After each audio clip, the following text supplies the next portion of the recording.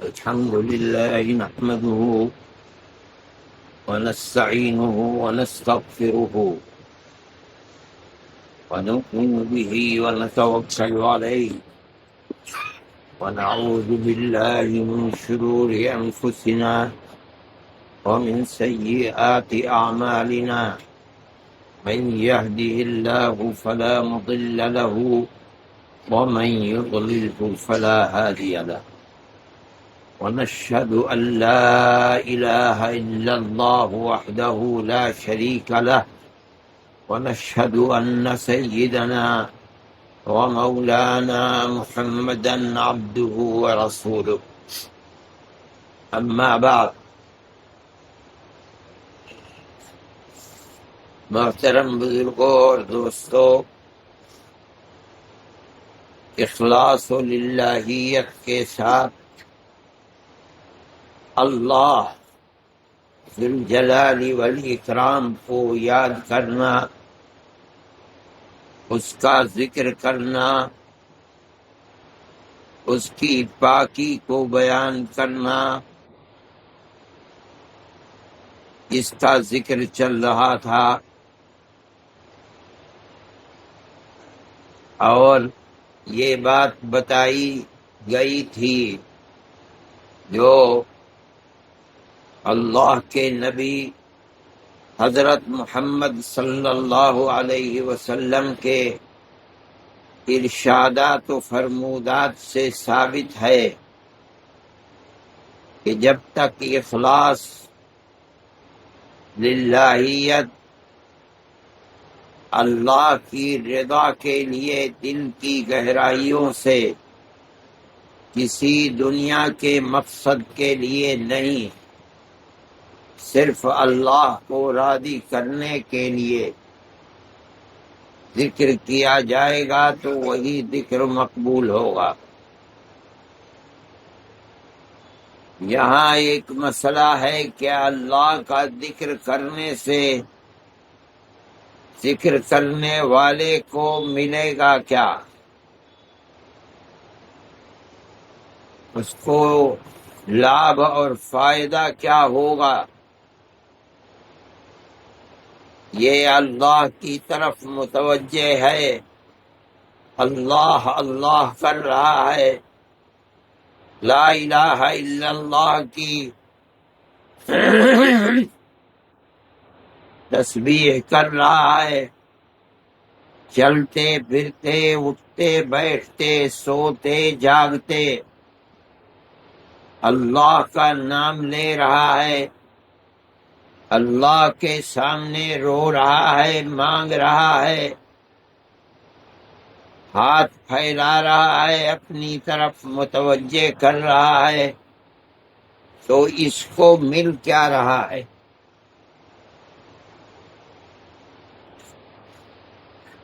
قرآن بتاتا ہے کہ ذکر کرنے والے کو کیا دولت نصیب ہو رہی ہے اور اس کو کیا نعمت اللہ کی طرف سے میسر ہو رہی ہے۔ چند جملوں کے اندر فرمایا فاذکرونی اذکرکم، اپنے بندوں سے اللہ جو سارے جہان سے مستغنی ہے، اور وہ بندے جو سر سے پیر تک محتاج ہیں، ان کا ایک ایک رواں اپنے اللہ کی رحمت، انعام کا محتاج ہے، وہ مستغنی ذات اپنے محتاج اور فقیر بندوں سے یہ فرما رہی ہے کہ تم مجھے یاد کرو تو میں تمہیں یاد رکھوں گا، یاد کروں گا۔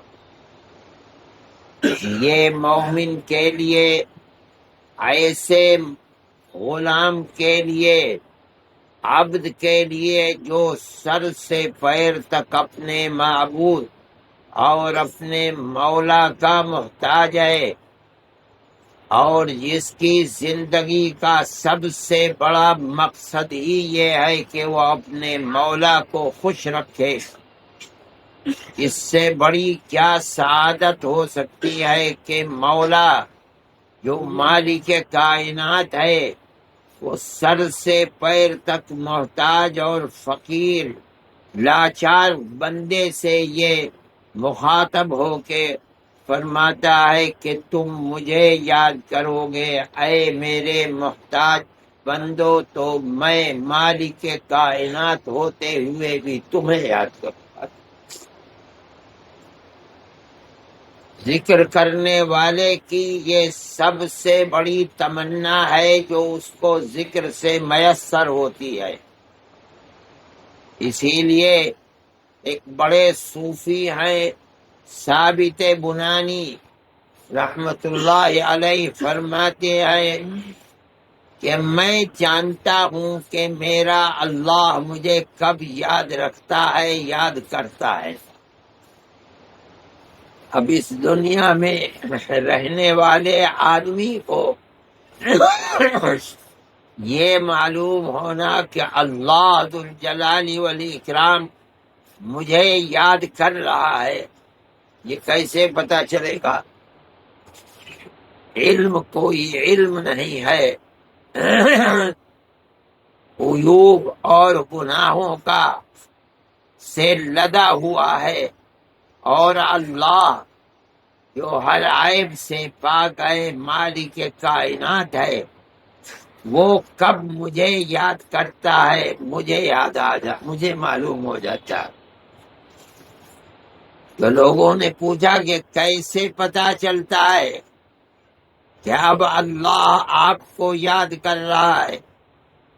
فرمایا کہ جب میرے دل میں یہ طلب ہوتی ہے کہ میں اللہ کو یاد کروں تو میں سمجھ جاتا ہوں کہ اللہ مجھے یاد کر رہا ہے۔ یہ بہت بڑی نعمت ہے کہ اللہ ذوالجلال والاکرام جب بندے کو یہ توفیق دے کہ وہ اللہ کو یاد کرے، اور بندہ اللہ کو یاد کرنے پر لگ جائے، چاہے زبان سے، چاہے دل سے، چاہے سانس سے، جب بھی یا دماغ سے، جب بھی اللہ کو یاد کرنے کی طلب دل میں پیدا ہو تو مومن کے لیے یہ کسوٹی ہے اس بات کی کہ وہ یہ سمجھ لے کہ یہ تیرے اندر جو طلب پیدا ہوئی ہے یہ تیرے مولا کی عنایت سے طلب پیدا ہوئی ہے۔ وہ اگر تیری طرف متوجہ نہ ہوتا، اس کی نظر کرم تیری طرف نہ اٹھتی، تو تیرے دل کے اندر یہ داعیہ نہ پیدا ہوتا کہ میں اپنے اللہ کو یاد کروں۔ ذکر کرنے والے کو اس چیز کو ہمیشہ یاد رکھنا چاہیے کہ ذکر کرنا در حقیقت کل کا کل اللہ کی عنایت پر موقوف ہے۔ جس کے دل میں ذکر کا داعیہ اور طلب نہیں تو یہ کسوٹی ہے اس بات کی کہ اللہ اس سے بے پرواہ ہے۔ یہ آدمی کہاں مر جائے، تباہ ہو جائے، اس کا عقیدہ خراب ہو جائے، عبادتوں سے محروم ہو جائے، اللہ کو کوئی پرواہ نہیں۔ اور اگر توفیق ہو رہی ہے تو خود نہیں ہو رہی ہے، اللہ اس کو یاد کر رہا ہے، وہ توفیق دے رہا ہے، تب یہ اللہ کو یاد کر رہا ہے۔ وہ توفیق نہ دیتا تو خدا کا ذکر بھی نہ ہوتا۔ لیکن بات وہی ہے یہ مراد ہے وہ ذکر جو اخلاص و للہیت کے ساتھ ہو، اپنے اللہ کو راضی رکھنے کے لیے۔ وہی ذکر ہے جو یہ بتاتا ہے جب توفیق ہو،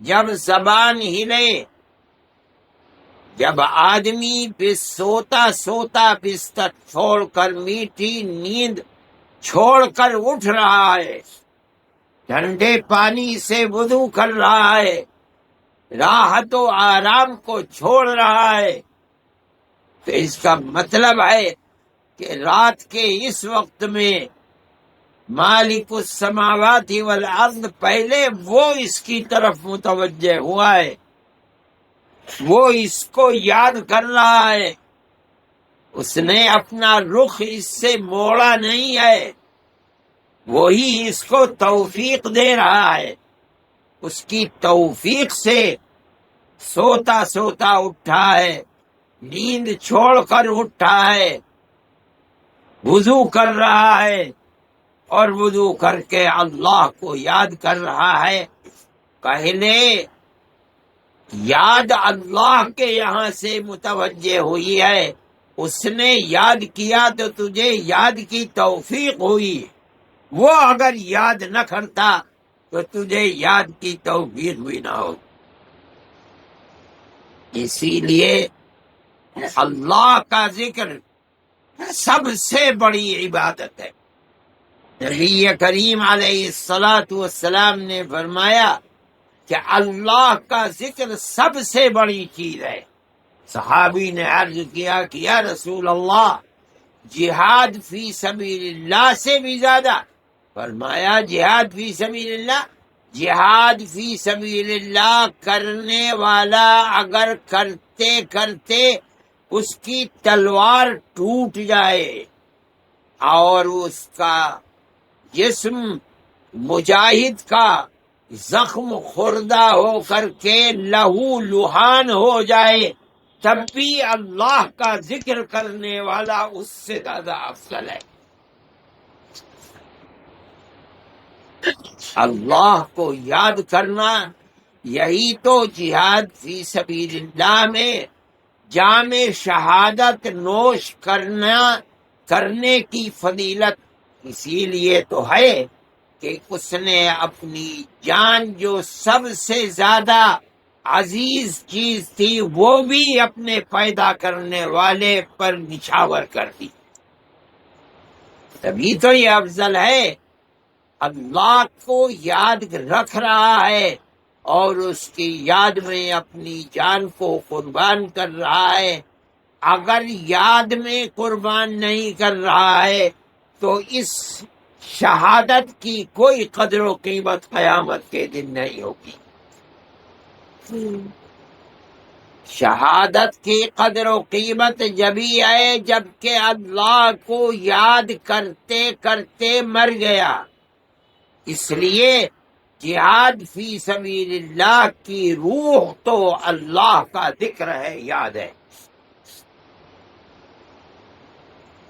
اس لیے ہر ذکر کرنے والے کو یہ سمجھنا چاہیے کہ جب میں اللہ اللہ کر رہا ہوں، لا الہ الا اللہ کہہ رہا ہوں، الا اللہ کر رہا ہوں، قرآن پڑھ رہا ہوں، اللہ کا ذکر کر رہا ہوں، تو یہ میری طرف سے نہیں ہے، بلکہ میرے ذکر کرنے سے پہلے اللہ میری طرف متوجہ ہے، اسی کی توفیق ہے، اس کا احسان ہے، اس نے مجھے یاد کیا ہے، اس کے یاد کرنے پر میں یاد کر رہا ہوں۔ یہ سمجھ کر اللہ کو یاد کرے، اے اللہ تو مجھے پہلے تو یاد کر رہا ہے، تب میں تیری طرف متوجہ ہوا ہوں، اگر تو یاد نہ کرتا تو مجھے توفیق بھی نہ ہوتی۔ اس لیے ترمذی کی روایت ہے، اللہ کے نبی نے فرمایا سبق المفردون، مفرد لوگ سبقت لے گئے، سب سے آگے بڑھ گئے۔ صحابہ نے عرض کیا کہ یا رسول اللہ مفرد کون لوگ ہیں؟ فرمایا مفرد سے میری مراد یہ ہے کہ تمام دنیا سے اپنی دل کو توڑ کر صرف ایک اللہ سے اپنے دل کو لگا دینے والے۔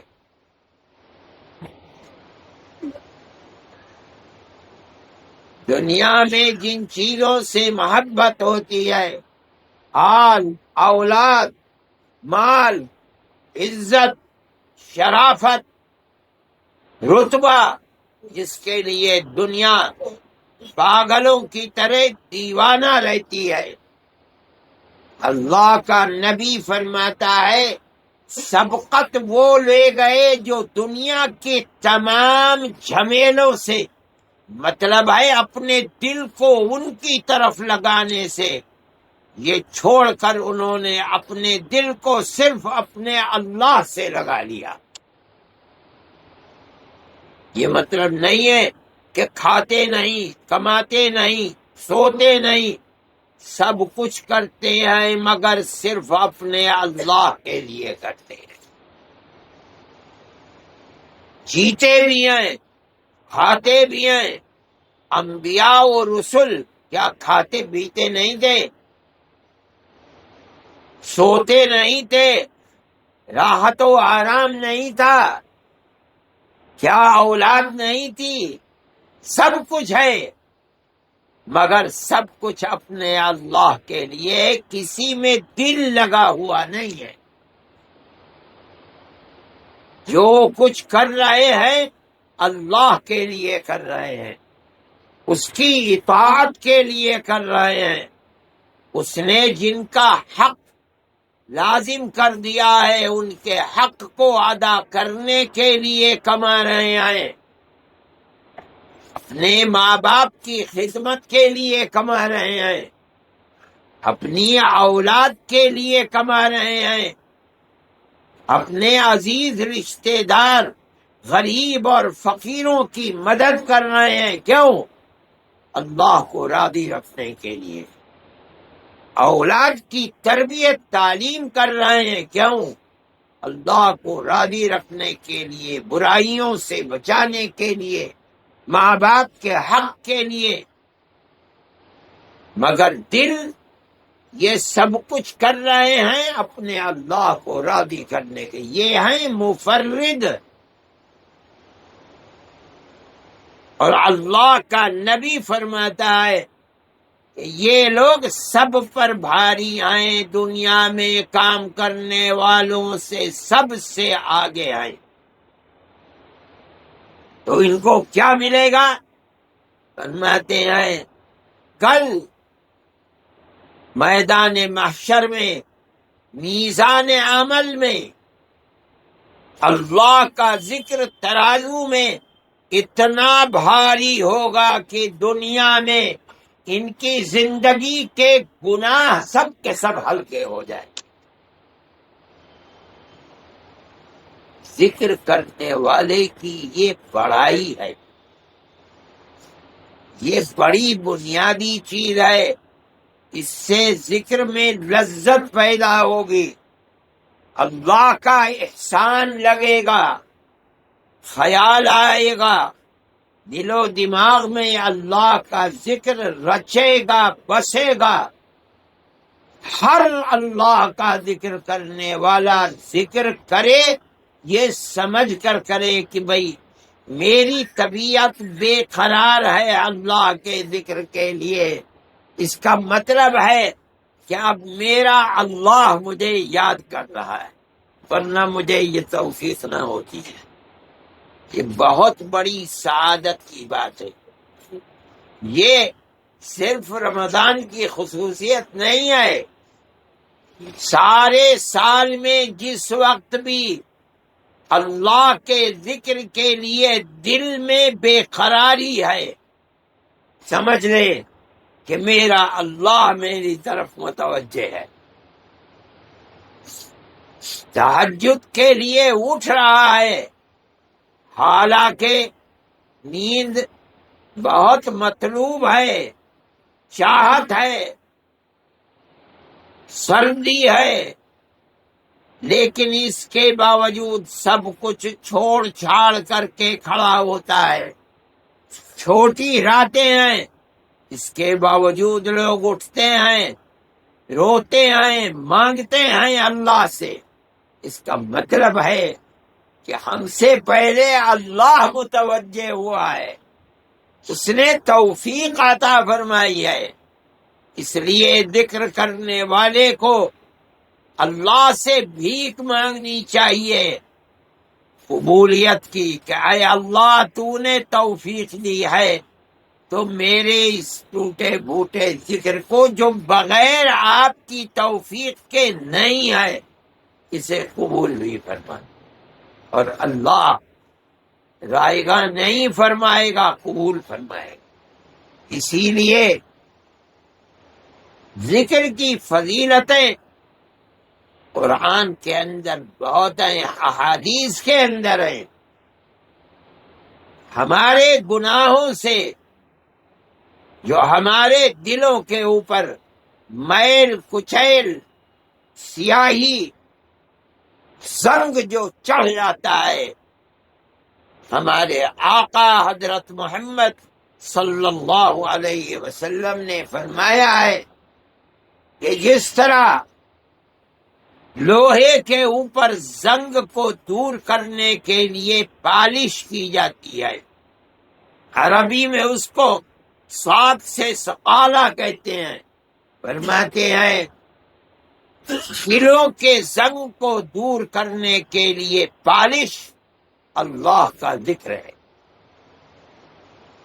ہم جو رات اور دن گناہ کرتے ہیں اور اس گناہ کا اثر مومن کے دل پر یہ ہوتا ہے کہ دلوں پر بڑھتے بڑھتے سیاہی چڑھتے چڑھتے دل سیاہ ہو جاتے ہیں۔ اب اس کے اوپر کوئی ایسی پالش جو مومن کے دل کو صاف اور ستھرا کر سکے، اللہ کی یاد کے سوا کوئی اور چیز نہیں ہے۔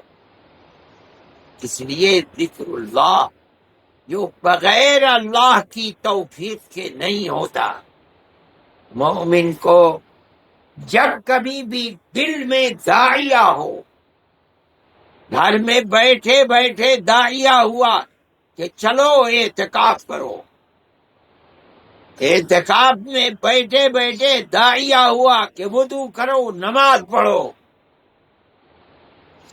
داعیہ ہوا کہ قرآن کی تلاوت کرو، نیند کو چھوڑ کر تہجد پڑھو، تو یہ ساتھ ساتھ سمجھنا چاہیے کہ میرے دل میں یہ داعیہ اور طلب پیدا ہونے سے پہلے اللہ کے یہاں سے توفیق ملی ہے، اس کے یہاں سے طلب آئی، اپنے بندے کی طرف متوجہ ہوا ہے اللہ ذوالجلال والاکرام۔ یہ کتنی بڑی سعادت ہے کہ جو ساری دنیا سے مستغنی ہے، وہ ذات اپنے محتاج ترین بندے کی طرف متوجہ ہے اور وہ اس کو ذکر پر کھڑا کر رہے۔ اس لیے میرے بھائی، اللہ کے ذکر کے اس مرتبے کو سمجھنا چاہیے، اور ہر ذکر کرنے والے کو یہ سمجھ کر اللہ کو یاد کرنا چاہیے کہ اللہ میری طرف متوجہ ہے، وہی میرا مقصود ہے، اور اسی کو راضی کرنا میری سب سے بڑی عبادت ہے، بلکہ ہر عبادت کی جان ہے۔ اللہ ہماری طرف متوجہ ہو اپنے فضل و کرم سے، اور ہمارے دل کے اندر اللہ اپنے ذکر کی کا داعیہ اور طلب بھی پیدا فرمائے، اور ہمارے اندر اخلاص للہیت بھی پیدا فرمائے۔ وصلی اللہ تعالی علی خیر خلقہ سیدنا